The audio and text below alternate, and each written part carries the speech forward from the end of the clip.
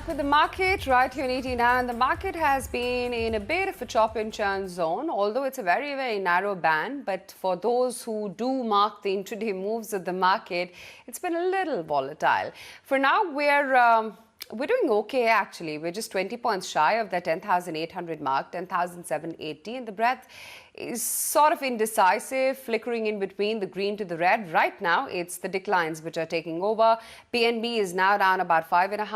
ICICI Pru, Idea, SAIL and Infratel are some of the other laggards. On the flip side, there's Equitas, there's Biocon, which is holding up 3%, Sun Pharma, SBI Live, Divi's Lab.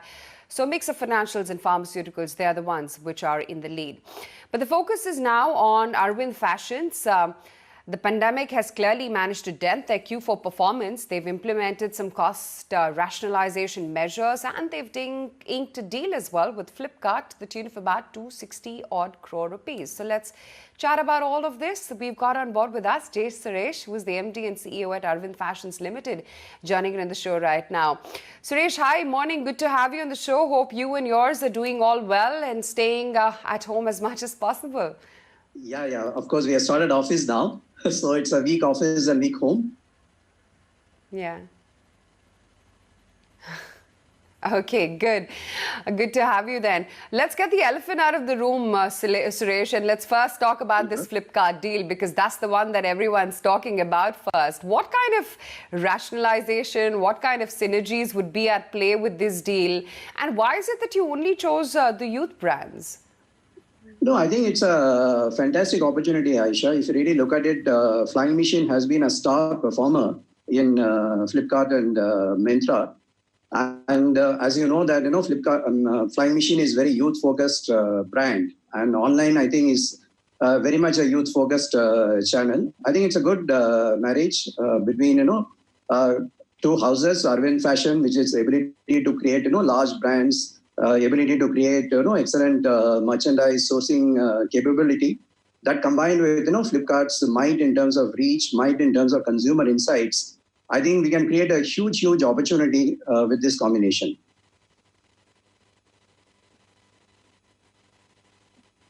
Sure. But tell me, what plans and targets do you have in mind internally when it comes to Flying Machine, and where would you want to take this brand going forward, both in terms of online as well as offline sales? And would the focus be more on tier 2 and 3 cities?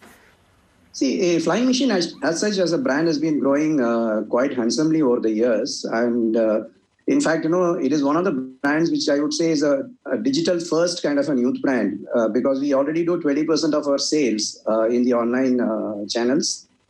So I think with this association, what we believe is, of course, I'm not saying that, the focus is going to be tier 1 and tier 2 and tier 3 cities.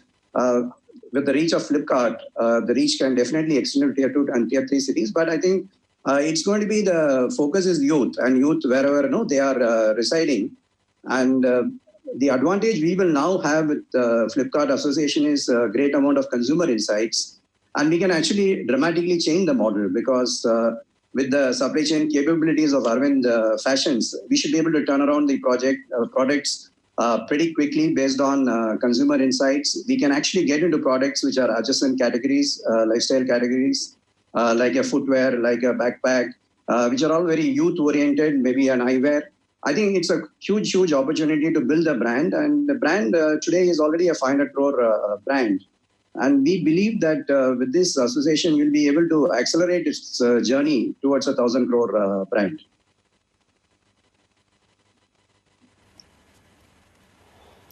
Sure. If there's one thing, Suresh, which has remained static with consumption is the want to upgrade to bigger brands. And I guess that's the mantra which has kept Flying Machine, so successful. Tell me, what are the other brands which stand to gain with the synergies which are going to come out of the Flipkart deal? See, this I think is this deal is primarily focused with Flying Machine because the association is primarily for Flying Machine.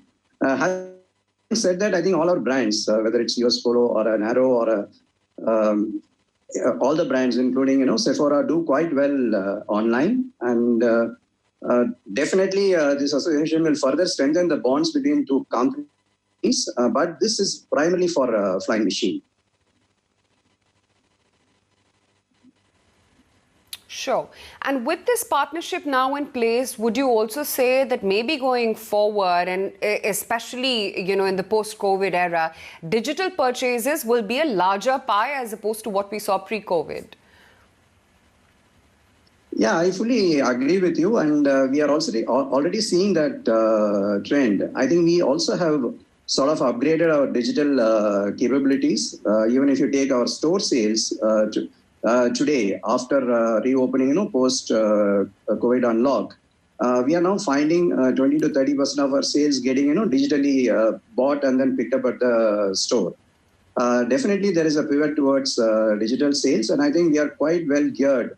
Both to do digital sales with online platforms as well as our own omni channel, and our own .com now.com is also scaling up quite well during this time.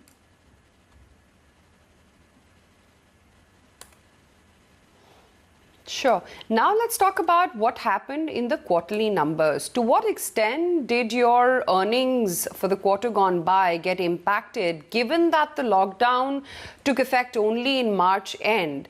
Your Q4 numbers would have also captured the normal business or the pre-COVID era, as how we're terming it now, which was at least the case for the first half of the March quarter.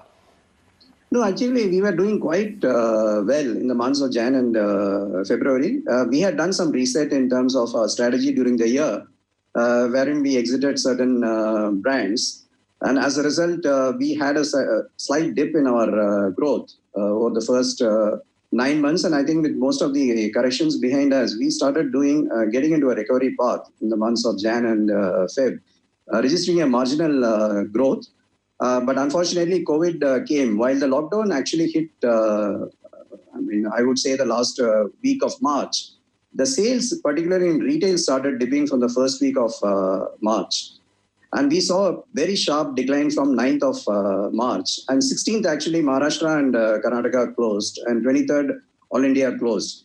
I would say that pretty much March is a complete washout. Retail started dipping from the beginning of March, and we typically have some good wholesale channel sales during the month of March with Spring Summer 20 merchandise going to the market, both in the multi-brand store channel as well as online channel. We just couldn't do any billing to these two channels. Another fourth important channel for us is the department stores, which again got affected because of the fear of COVID in the first 15 days and the lockdown in the last 15 days of March.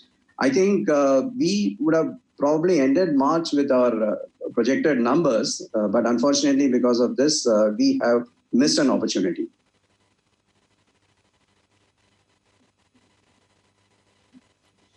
As a strategy, Suresh, would you say that the CAPEX, which was earlier earmarked to open new stores, would now be deployed for digital as well as omni-channels? See, we have kept our investment separate, Aisha. I think we are one company who had made early investment in technology. We were driving Omni and our own .com, now.com for almost now 3 years.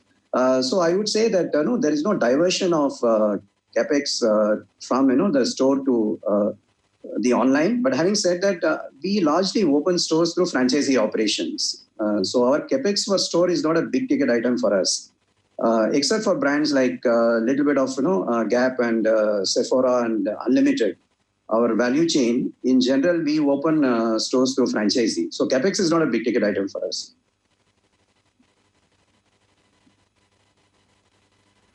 Okay, but how many new store openings are you targeting for the year ahead? See, we are seeing a good, I would say, buoyancy still in small towns. I think small towns are less impacted because of COVID. Even before COVID, we had started a program to open small town stores in Flying Machine. We had opened 40 odd stores in the population between 50 lakhs to 50,000 to 1.5 lakhs. I think we'll continue to open stores in small towns. We are targeting 40 to 50 stores to open in small towns. Large town, I think we'll wait and watch how the channel sales pivot, and then we'll take a call about opening stores in large towns. Sure.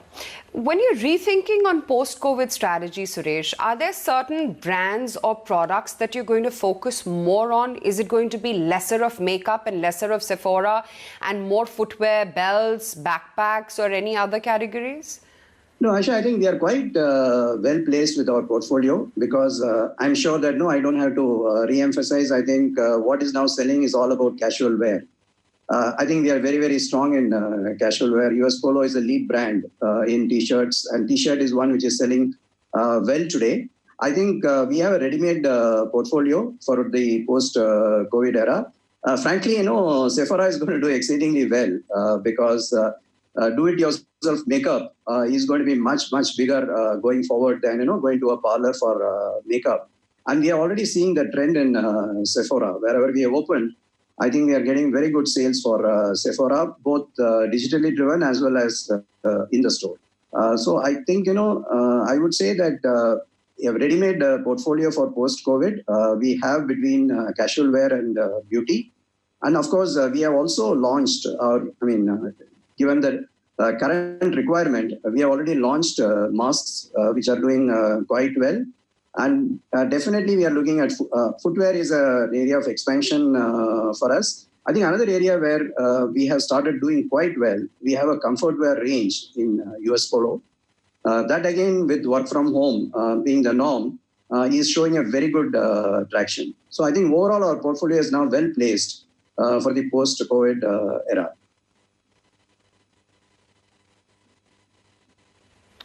Oh yes, tell me about DIY makeup. That's a daily day.